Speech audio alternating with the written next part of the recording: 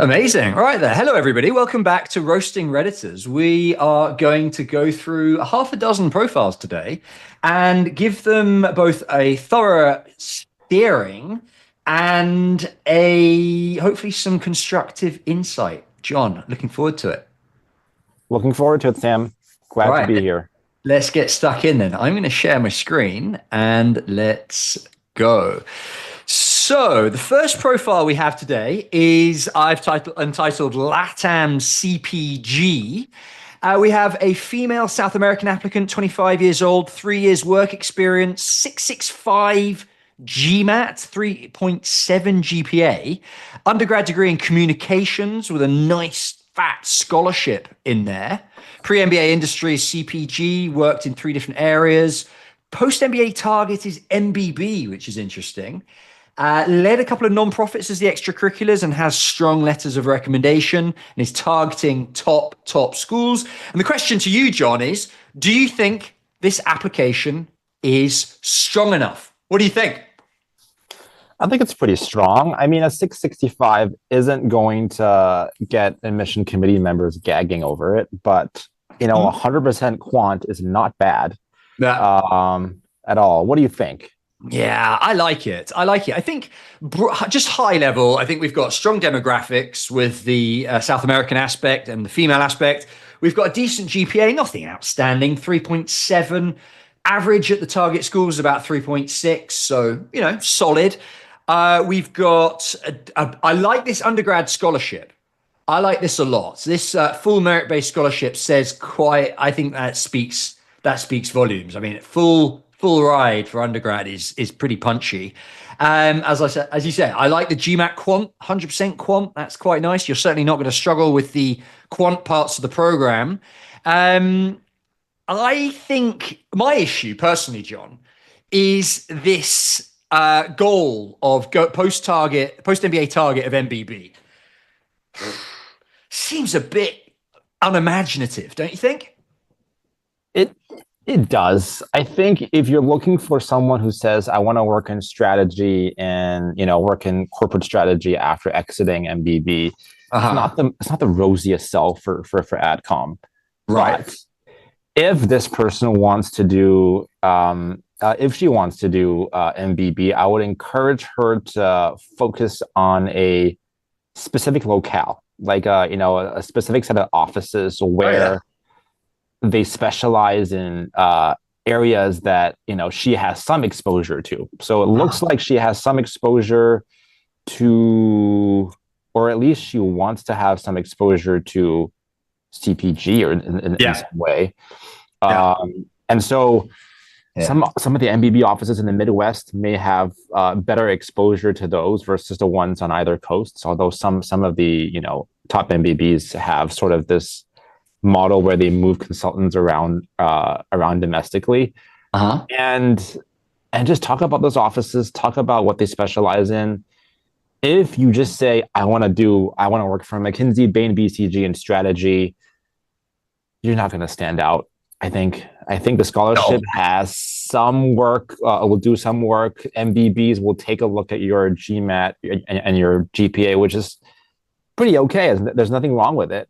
But, how are you going to compete against the other people who have experience in this area that, that's just what I think. As I always tell people, like most MBB consultants after a couple of years are eyeing up MBAs. A lot of them have a full sponsorship from the company and a guaranteed return offer.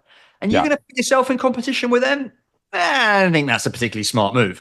My thought on this was, what about the CPG leadership development programs? So companies like Unilever, and if you kind of go into the pharma space, you've got Pfizer, I think have one as well. A bunch of CPG companies have these leadership development programs where you get to rotate through the business and then you settle on a certain aspect. Historically, schools really, really like these as goals. I think that's just so much more interesting than an MBB goal. I agree to some extent. I will say for these LDPs, they're looking for two things, right? They're looking for you to have either functional exposure expertise. It looks like she has some CPG experience, so I would play that up a lot more. Or leadership experience, and it looks like she has some leadership experience, but internal consultant doesn't exactly scream leadership, right? Think about the successful folks who join these LDB programs. A lot of them come from military backgrounds. They come from that or have deep exposure in the industry. She has to play up her CPG exposure because this internal consultant thing is not going to be the best selling point for LDPs. But I do agree with you, Sam. That is a veritable alternative. Something to explore, I think. Yeah. Yeah. Okay. And so I think my conclusion on this is that you're going to need some sort of differentiator. It just seems some a little bit bland, right? Mm-hmm. Yeah, a little bit bland. Okay, so in short, the question is, do you think my application is strong enough? I think with work, targeting T15, M7, I think is reasonable. Mm-hmm. I think if you were to get into HBS or Wharton, I think you'd be doing pretty well. I'd be quite surprised. One more thing. She says above average recommendations. Everyone submitting application to these schools have above average recommendations, Sam. I mean, if they're not getting, if the recommender is not enthused to write a recommendation, then by default, they are not above average. Right.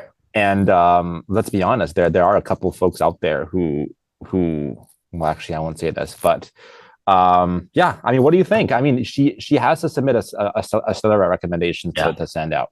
I agree. I think the point that I take away from that is that recommendations aren't going to be an issue. Yeah. Right. Which certainly from an admissions consultant's perspective is reassuring because that's just one less thing we need to worry about. But yeah, I think T15, M7, bottom end of the M7, top end of the T15, I think is where you should be aiming. Okay. Fair. We move on to the next profile. We'll do. All right, let's do it. Awesome. So the next one, right, has given us lots of information to work with. That's the nice side of this. Okay, quick run through then. White male, 25 years old, soon to be 25, low income, focus on sort of breaking out of the low income environment. Civil engineering, GPA 3.57 from an SEC state school. Graduated in 4 years, sounds like had a really good undergrad, was first gen college student, work experience in a civil engineering consulting company for a year, converted full time as an engineer. So pure engineering background here. Basically develops and builds solar and wind farms, which is quite interesting. Has had a couple of promotions, talks about base comp, which is sort of in line with expectations for that role. Extracurriculars was a frat bro, from what I can tell. Was involved in engineering club as well. Why MBA? Wants to get out of civil engineering and move into a more lucrative field. Sure, you're going to have something to say about that, John. Opportunities to learn about the bigger picture of the green energy transition. That's quite nice. Post-MBA career consulting, not MBB or bust, fine with tier twos, leadership development programs, as we were talking about earlier, Caterpillar, etc. Is considering reach schools, basically the energy and engineering focused schools, MIT and Yale, targets sort of the top of the T15s, and the safeties a little bit lower down. Rice would be a logical choice. Would love to hear feedback and how to improve profile. Right, so lots to go with there, John. What are your first thoughts? It's a pretty vanilla profile. I think there are some worthy. I mean, I like this profile. I think there are a couple of things that he brought up that are pink flags, but he's appropriately such as. That downward sloping GPA must have a story behind it, because if I'm gonna connect the two together, is it because your commitments lied in being a frat bro, or was there something else? If there's something else, there has to be a pretty darn good explanation why the GPA went downhill, because in most cases, a low GPA with an upward sloping trajectory is a much better sell than the opposite, right? Worthy explanation. What are some valid reasons? Yeah, medical reasons. I have to take care of a family member. Yeah. Saying, or like, I am international, it took me a while to adjust, or something happened personally that's kind of dire to be Mm. honest. Things like I took on too much or I partied too hard does not help. You No, know, no, no, especially if your extracurriculars are frat. yeah, Okay. What do you think about the consulting goals? This is quite seems to be quite a big part of this career narrative that he's putting together. He's been in civil engineering, thinking about consulting. How do you look at those goals? yeah. I mean, the goal makes sense, but let me Mhm. break this down into two parts. One is can he get the goal, and two, will he thrive? Can he get it? I mean, it's sure. I mean, all schools give you a pipeline into top flight MBBs and tier two consulting firms, but they also take a look at your test scores. And a 317 uh, is not great, but it looks like he has the opportunity to improve that. So a Mm. 3.57 from a civil engineering degree plus Mhm. hopefully like a mid 320s should be just enough. Now, Okay. diving into MBBs or tier two consulting. I think the strategy here is to focus not really on strategy but implementation, right? Uh, If you think about folks who are engineers or who graduate with dual degrees and MBAs and whether it's mechanical engineering or something else, uh, MBBs love to take them specifically for the implementation practice with a mhm. specialized role. I think this is an opportunity for him to take. What do you think? Mm. Yeah, I agree with you. I'm also looking at those leadership development programs as we were just talking about. I mean, you could maybe treat this as like a backup option and maybe Yeah, to have sure, two pronged approach in your application. sure. Yeah. Schools, Fuqua, for example, Duke Fuqua explicitly ask what are your alternative goals, Hmm. and maybe saying that primary engineering implementation consulting is sort of plan A, but a backup plan of a leadership development program at a Caterpillar, for example, would be a Yeah, really credible alternative goal. And for the schools that don't explicitly ask what are your alternative goals, it might be nice in this case to squeeze that in anyway and yeah, just to show that you've got a few different ideas and a few different irons sure. in the fire. Yeah, That's how I'd approach it from a narrative perspective. yeah. What about this question about how to improve the profile? My knee jerk reaction on this is on the extracurriculars. Hmm. I think assuming that you're applying round one next year, in other words, in like 8 months' time, I think that gives you a bit of time to work on building out these extracurriculars. I Sure. think that would be my key focus from a profile strengthening perspective. Hmm. What kind of extracurriculars, John, do you think he could get involved with realistically in like, yeah, 6, 7 months? Well, Sam, certainly not frequently deliver presentations as this person is outlined as an extracurricular. Okay. um, Look, I mean, I'm sure there are some look, a volunteer sort of nonprofit that has some kind of functional tie to this person's current work or end goal. Maybe it's joining like an employee resource group. Maybe it's planning events, planning launching initiatives within the company. That can Yeah. be construed as work related, but it can also be extracurricular and can also be an opportunity to make the recommendations a little richer because the person who Yeah. witnesses your growth may also bear witness to what you've done outside of the role as well. So that's probably the lowest hanging fruit that I can think of. Yeah. Okay. Interesting. Um, I would like to ask you as well about this range of schools Sure. because quite a broad range here. Personally, I like it. Everything Yeah. from a reach that's an MIT, which is obviously aligned with the engineering aspect, Mm-hmm. all the way down to these safety schools as Georgia Tech, so Vanderbilt Owens. I quite like that range of schools from a scholarship negotiation perspective, especially. You especially in this work environment, I always tell people when it comes to when you get multiple admits, you can use that to negotiate scholarships. And I always tell people that I meet about half of the scholarship. We had about $4 million of scholarship money between all our clients last year, and about half of that was negotiated. In other words, going back to schools and saying, "Hey, thanks for the offer. Could you consider me for a scholarship?" Sure. And this range of target schools really helps with that negotiation because you can, for example, go back if you get an offer from, let's say you get an offer from Duke and maybe from Owen, you could maybe go back to Duke and say, hey, I have an offer from Owen. What can you do about scholarships? Are there any other scholarships I qualify for? So for Yeah. me, the range of schools that this applicant is targeting is really, really nice, but it is very broad. It is very broad. I count 9 schools. Are you going to apply? I mean, Yeah. if this person's applying to 9 schools in one round and gets all the essays in, I will. I mean, Kudos. kudos to him.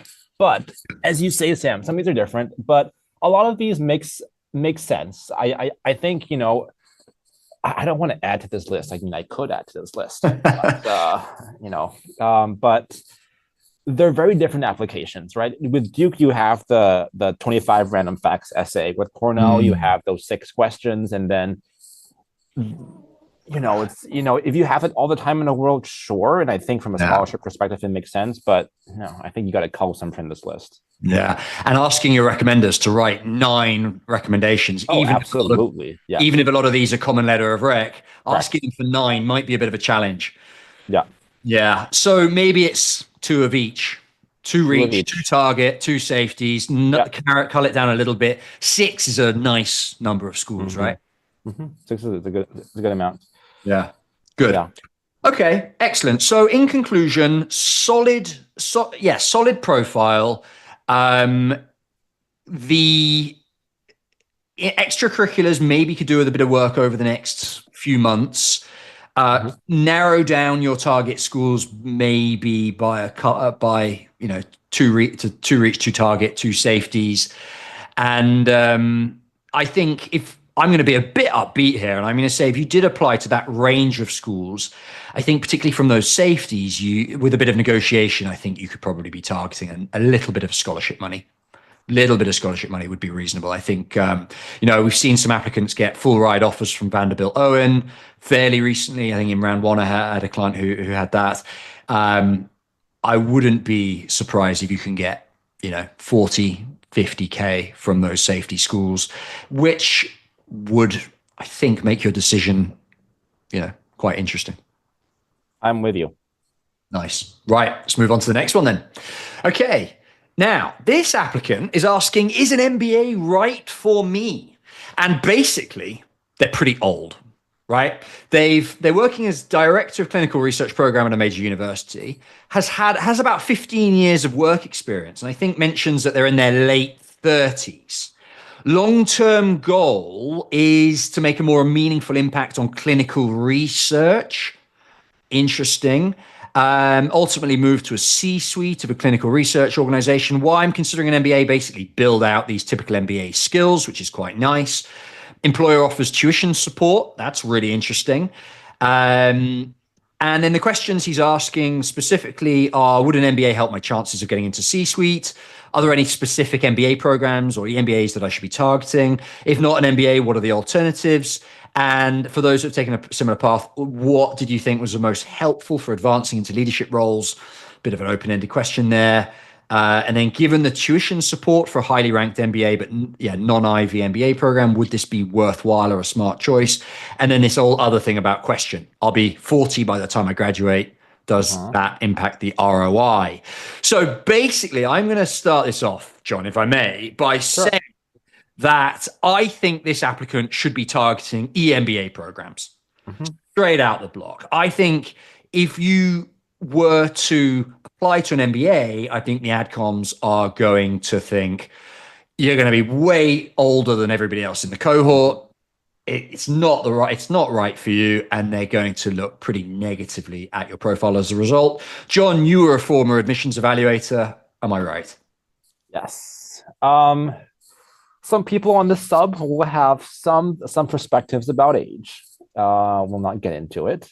But look, I mean, when you have all this experience under your belt, like what more can you get from an MBA program? What more can you certainly could share this wisdom with your classmates, but how would this help you? I think your intuition is correct there, Sam. To that, I would probably add not just an EMBA. I would maybe look at potentially part-time or evening weekend MBA programs, which tend to also have a wider swath of ages and work experiences, Yeah. and potentially 1 year MBA programs too. So Yeah. whether it's Kellogg's 1 year MBA program or any of the European schools as well. I know this person isn't interested in working, in getting degrees from Oxford or from Judge, but that's one Yeah. consideration. They do have slightly higher work experiences, but I think aged 40 Yeah, the old even in even in a correct. European program. And I Yeah, think the point to this is to be blunt. Like, imagine yourself as a 40-year-old sitting in a class full of 25-year-olds. Like, what are you going to learn from these people? yeah, Like, it's not value add for you as an applicant. So yeah. I think focus on the EMBA. And the good thing about this is it also means you can take the executive assessment. Right Yes. now, we know from experience that the executive assessment is just statistically speaking Mm-hmm. a easier test. Right, I had an Mm-hmm. applicant in round one who moved from the taking the GMAT where she was scoring in the 60th percentiles to taking the EA where she was scoring in the high 90 percentiles. That's great. It's a more friendly test. And so the benefit you can take here is you don't have to even go, you don't even have to buy GMAT books. You don't even have to think about the GRE. You can dive straight into the EA, which you probably will score better on and is certainly a less Mm-hmm. stressful study experience. Mm-hmm. Embrace that, use that to your advantage, and embrace the EMBA programs. Agreed. Agreed. Yeah. Look, I mean, the EMBA program is a much shorter test, and there are programs increasingly that take both the EMBA, the GRE, and the GMAT as well. Yeah. Um, Yeah. one It's pro- not to say that the GMAT wouldn't get you where you need to be because the MBA programs accept it as well. It's sure. just such a much, much bigger ask. You know, people spend 3 months studying for the GMAT, 4 months, sometimes Mm-hmm. more. It Mm-hmm. rarely do people take that long to study the EA. It's just designed to be for executives, clues in the It's title, and therefore it is more forgiving. it's more forgiving. Okay, excellent. So that's assuming that we're going to focus on EMBAs and maybe evening weekend programs. What are some schools that you think this applicant should be considering? I think well, I just helped a client go with a Duke EMBA. Fantastic program. Uh-huh. Very family friendly too. Given his profile. Yeah. On the upper end, more of a reach. Potentially Stanford's MSX, which is kind of an EMBA, but it's a little bit. It's a 1 year program. Yeah. Uh, Designed more for mid-career professionals. So you would certainly see folks, in the 30s plus, Yeah. and MIT Sloan Fellows. That's kind of the upper echelon. But Yeah. Sam, I think you also had a couple suggestions in mind Yeah. for other kinds of schools. On the safer end, so you're talking about the reach schools. Correct. I'm going to focus on the safer end. There are several EMBA programs that are so low ranked, so to speak, but I think would align with this clinical research program kind of experience that this applicant has. The one that jumps to mind is Johns Hopkins.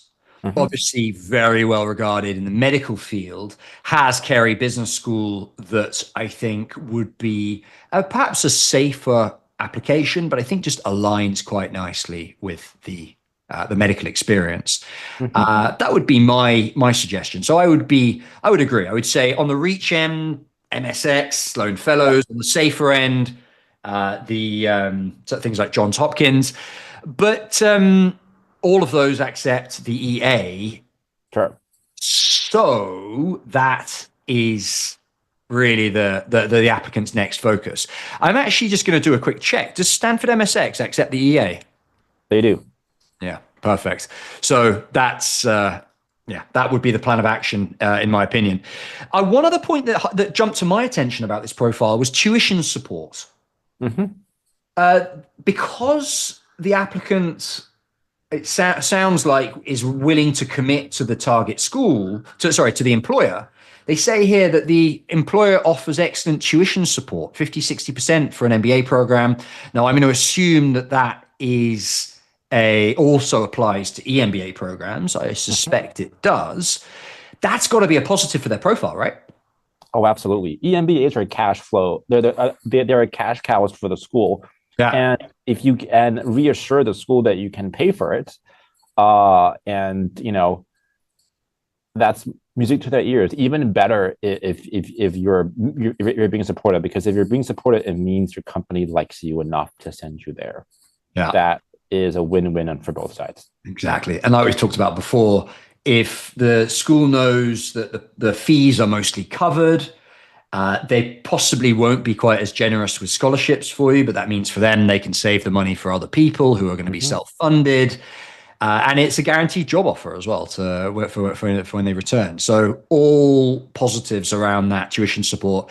I would encourage you to applicants to write to make sure that's completely clear.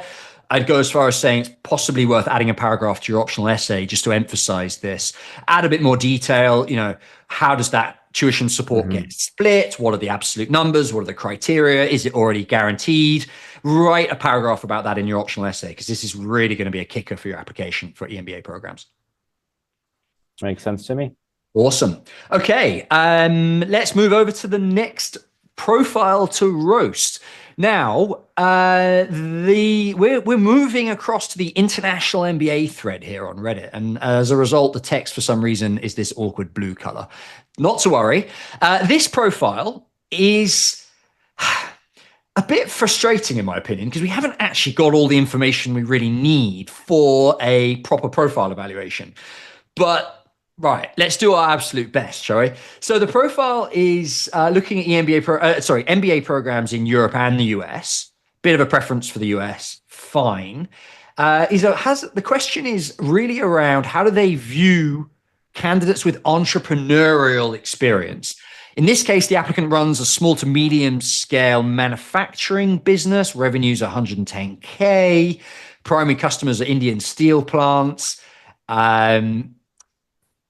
It sounds like there's a family component to this as well. Is it entrepreneurship? Is it family business? That's sort of often an overlap. GMAT, targeting a score of 675. Yeah, well, we hear targeting a lot. I'll believe it when I see it. Has an engineering degree from a prestigious Indian engineering college. That's got to be a positive. And then the question is, am I likely to be considered for a top business school? John, I haven't given you much information here, but what do you think? Well, Sam, in roast terminology, we have a pan that's hot with some oil, but nothing to sear on it. Slim Bit of a pickings. skinny steak to sear. The skinny steak. There's no fat around here. Okay, well, look, I mean, as you mentioned, what's the school? What's your CPG? I mean, you can say it's a prestigious, engineering school, but I mean, these days schools don't just look at, like, even when it comes to IIT, schools also look at what location you graduate from and what your degree was, right? For some of the higher rank programs, CGPA, test scores. Without that information, it's just so hard to come up with any assessment for this person. Based on what I know, family business detail is decent, right? Rather than list the revenue, which is obviously it's a good way to peg, how big the business is. Are you a leader in the field? Are you in charge of the biggest business unit within your family business? Do you intend to scale it? Do you have a job post MBA secured? Tell us a little bit about what you intend to do with this business. And I think, family businesses are always positive within the eyes of the admissions committee, because that gives you something to return to, right? You have a job.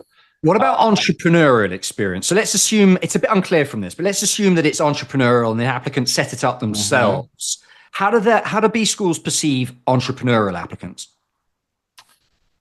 I think it's always a positive. It shows initiative, it shows drive, but there's a lot of generous. There's an opportunity to be creative and fabricate things, details about the business that you start, right?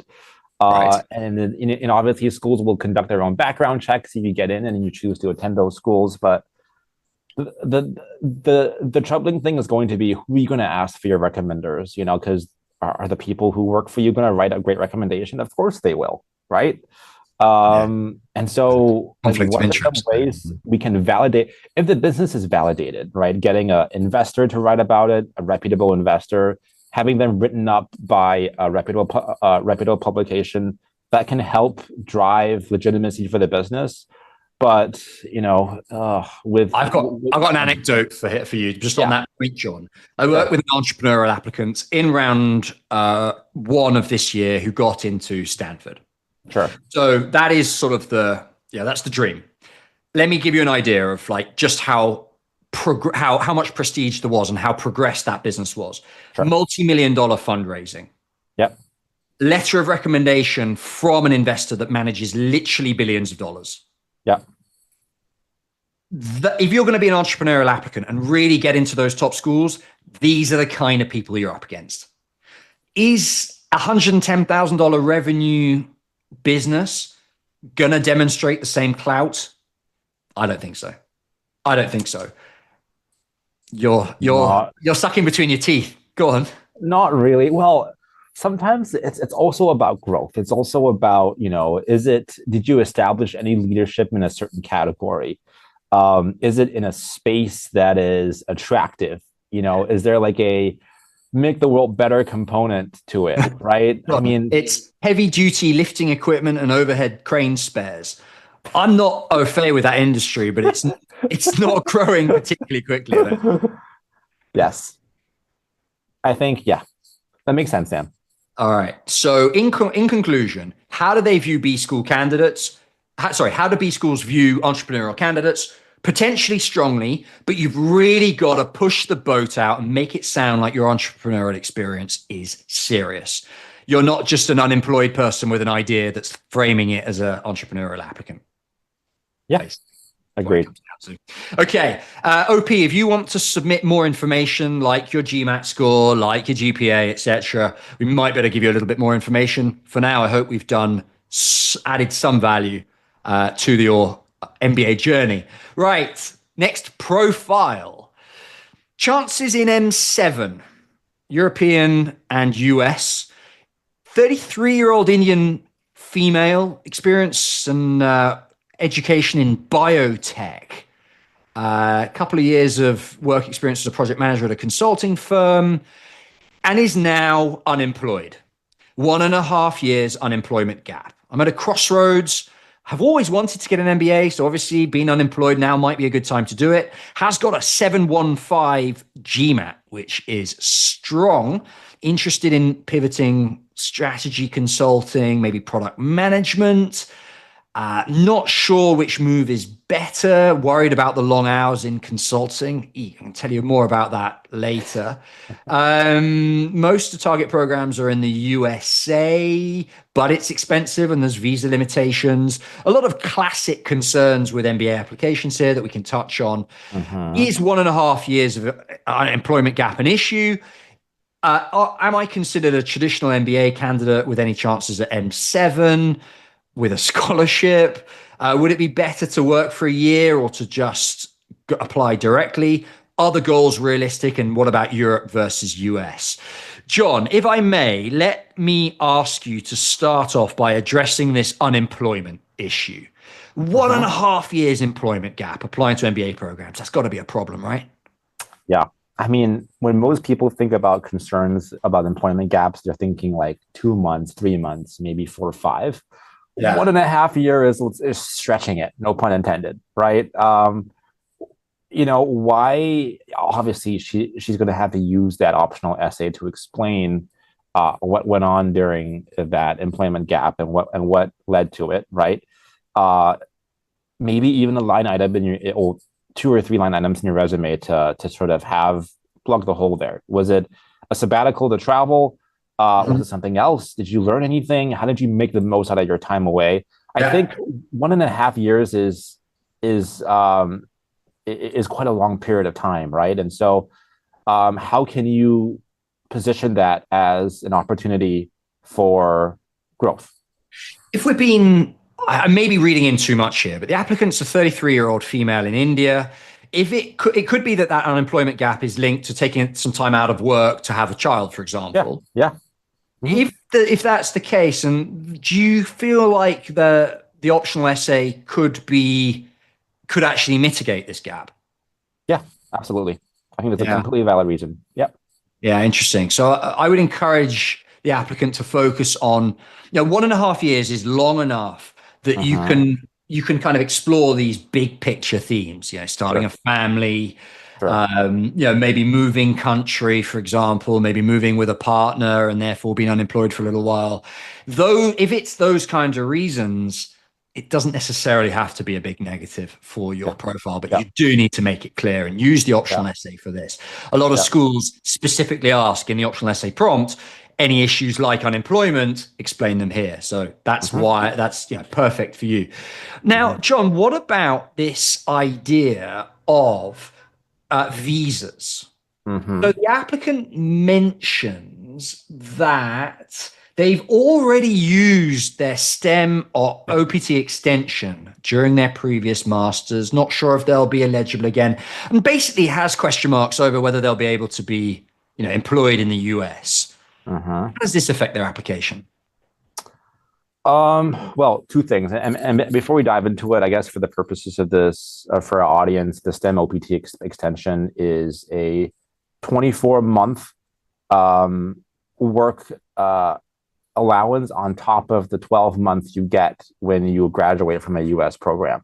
And in recent years, a ton of business schools have been able to get the STEM designation. So instead of, in prior years, you would only get 1 year to work after you graduate from MBA. Now you have 1 + 2 = 3, which is, a godsend for many international folks. Mhm. Now, when companies, go through the hiring process with candidate, they'll ask things like, "Do you need, sponsorship now or in the future?" And that won't change depending on whether you had a STEM allowance before or not. There are some companies that dig into it a lot more. I know Amazon does, but for the most part, that shouldn't impact you more than if you didn't have the STEM extension and you were applying to these programs. Right. Um, you will still get a year of work allowance, which is enough for the company to at least consider applying for the H-1B work visa on behalf of the applicant. That's what I Mm. know. I am not an Sure. immigration attorney. Do not take this advice. Consult your own immigration attorney. But that's what I have seen in the marketplace today. Yeah. And if you decide that the US, maybe apply to some US schools, but maybe hedge your bets by including European schools in the mix, the Sure. one that really, or there's a few that really jump to mind for me that are very strong in biotech and pharma Sure. and industries that OP is asking about. Oxford and Cambridge are in this what's called sort of Silicon Fen sort of research hub Mm-hmm. where there is a very strong culture of research in the pharma industry, and those Mm-hmm. schools have got strong pharmaceutical aspects to them. And the other one that really jumps to mind for me is IMD. Yeah. IMD is in Switzerland, which is, as applicants will know, Roche are based there, Mm-hmm. Novartis are based there. Novartis, there's a bunch of pharma companies that are headquartered in Switzerland. It is really a pharma hub, and IMD is right in the middle of that. Mm-hmm. So, if you're considering looking at outside of the US and maybe considering Europe, I do think Oxford, Cambridge, IMD ought to be on that target list. Where you still have visa issues, but they're completely different and they're unaffected Yeah. by your OPT status. So that would Yeah. be something to consider. Um, I think that I mentioned this when I was going through the read through, John, is this idea of the applicant is worried about the hours in consulting. Here, where was lot here? My only concern is the long hours in consulting. I'm gonna jump in here and say, look, if you're worried about long hours, just just don't apply to consulting. Like, it's such a no-brainer. Like, this is me just looking after your mental health. I work with clients who have got MBB, who are MBB, and like I would say like 2/3 of them are on the verge of burnout. They're working like 100-hour weeks. They're getting absolutely beasted by their managers. It's what's expected in MBB consulting. Let's be blunt. And if you're worried about that, just look elsewhere. Yeah. Seriously, you'll thank me later. John, have you had experience with burnt out MBB applicants? Oh, all the time, all the time.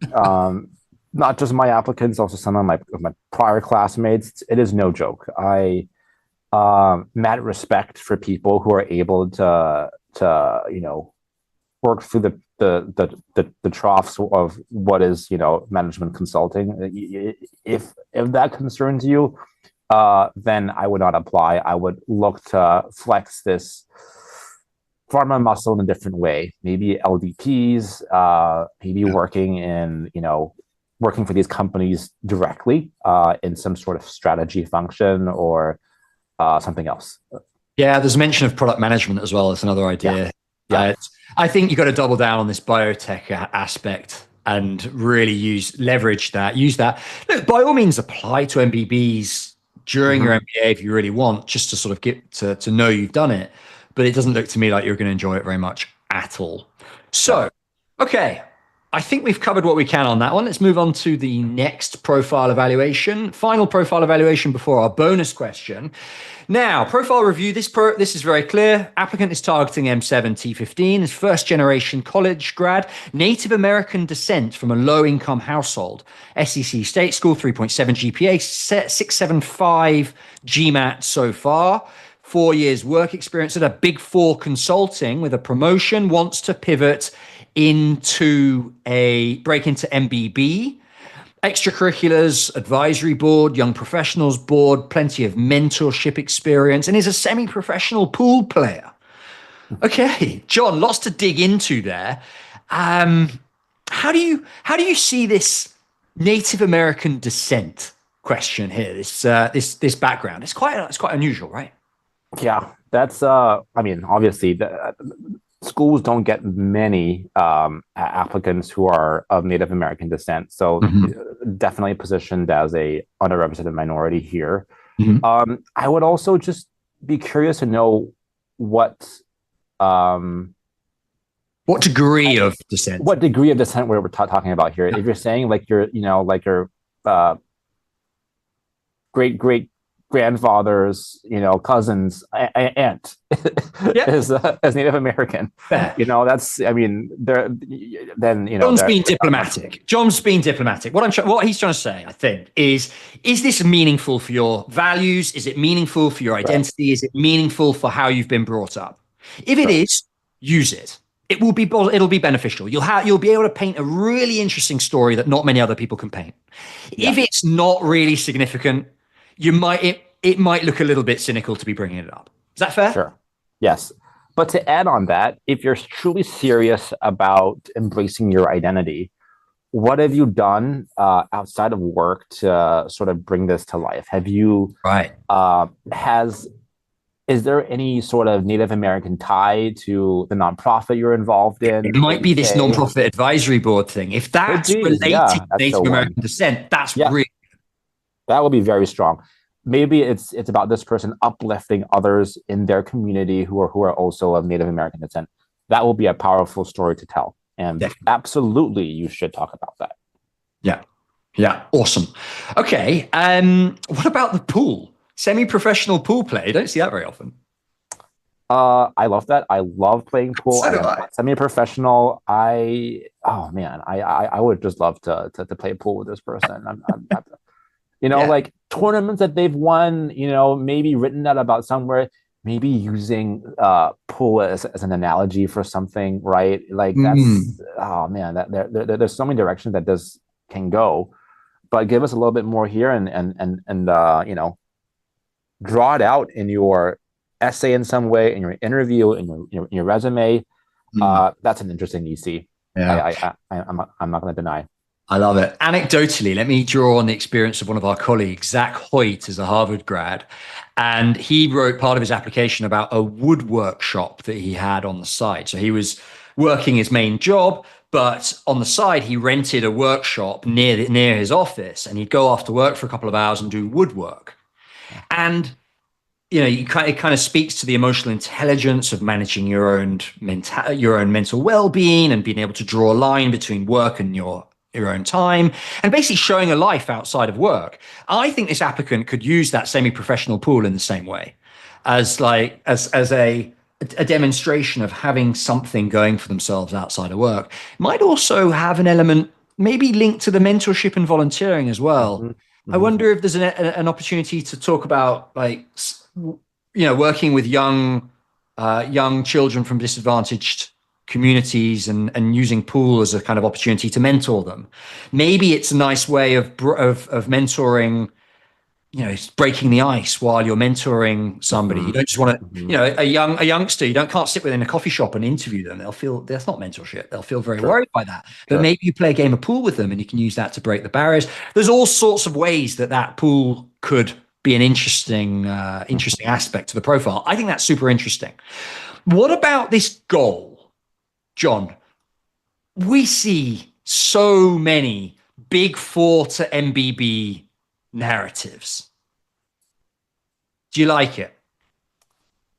Yeah, that's I mean, totally fine to do it, in actuality. But I think it's not just I think you have to talk about specificity in consulting. Maybe it's Mhm. saying like this is an area I want to make an impact, and these are the firms that are well placed to for me to to train me to lead with that impact.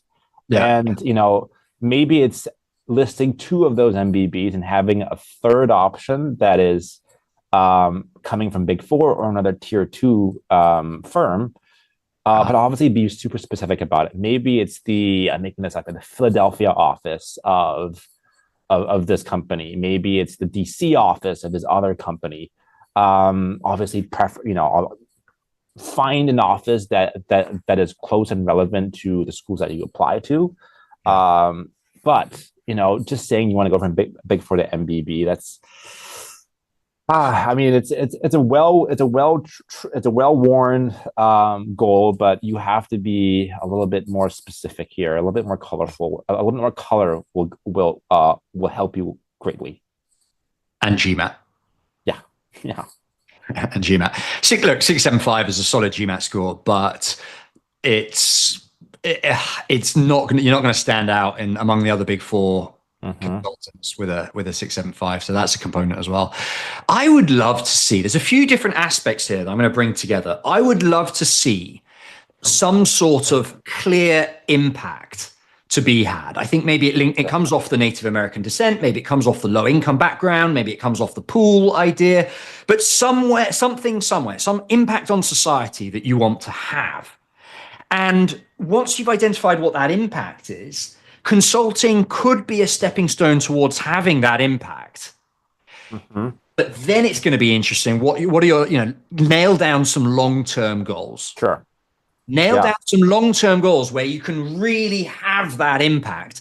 Where Uh-huh. MBB is a kind of practical stepping stone towards getting there, but it gives you something interesting to write about. Gives you Mm-hmm. something unique to write about, and you can focus a little bit more on your long term goals than on your short term goals. And then as a Yeah. reader, you start to understand what you're about. Yeah. Yeah. Who is this person? What do they care about?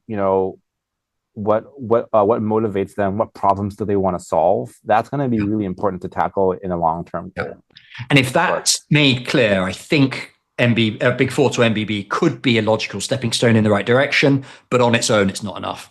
Okay, awesome. We've made our point very clearly there. Now, bonus question for you, John, before we wrap up. Yeah. The question we have here, from which we often see these in the threads, which is applicants have got a few options and they're struggling to choose. Uh-huh. Right. In this case, the applicant has already received offers from USC Marshall with a 40K scholarship, McDonough with no scholarship money, and is waiting to hear on UCLA and Stern. And the question is,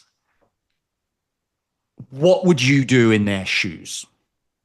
And it's a bit of an awkward one because obviously she hasn't heard, or he or she hasn't heard from Mm-hmm. from UCLA and Stern. Yeah. But if you were in this applicant's shoes, what would your strategy be? Uh well, wait until you hear back from those schools and then use the 40K scholarship from Marshall and see if you can get scholarship from the other schools and then redecide. I think, there are clear tiers in the offers at hand, right? You have, obviously Stern, probably the best of them all. Marshall is no slouch, great program. I'm surprised McDonough offered nothing, given the lowest tier school out of this list. Yeah. But yeah, what do you think, Sam? I think I want to yeah, my juices are flowing. I want to negotiate here. I want to negotiate. I really, really hope that you get an offer from UCLA or Stern. And if you do, the first thing you're going to do is going to send them a mail and you're going to say, thank you very much for the offer. I really, really appreciate it. I actually have an offer. I have several MBA offers, but including one from USC Marshall with a 40K scholarship. Are there any other scholarships at your program that I could qualify for that you could put me in consideration for? Sure. The school might come back and ask for proof of the scholarship and the offer from Marshall, which you can offer. You can send them the admit letter. Sure. And then they're going to place you in a pool with other applicants who are negotiating their scholarship. They're going to have a little bit of money left over, hopefully in round 2, that they can dish out. And you could sensibly expect what, 20, 30, 40K of scholarship money? Yeah. Possibly.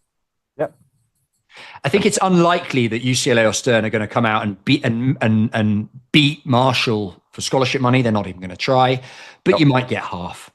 You might get half. 20K is reasonable. And if you get 20K, it's the most valuable email that you've ever sent. Yeah. 20K for one email. Yeah. Could be worse. Yeah. Okay. Awesome. Right. I hope that's been valuable. John, absolute pleasure. Thank you very, very much for joining me today for the roast. I look forward to seeing you again next week to roast a few more Redditors. And one thing I'd like to add, if you would like your profile evaluated, send us the URL to the post, and we will do our best to include it in next week's roast.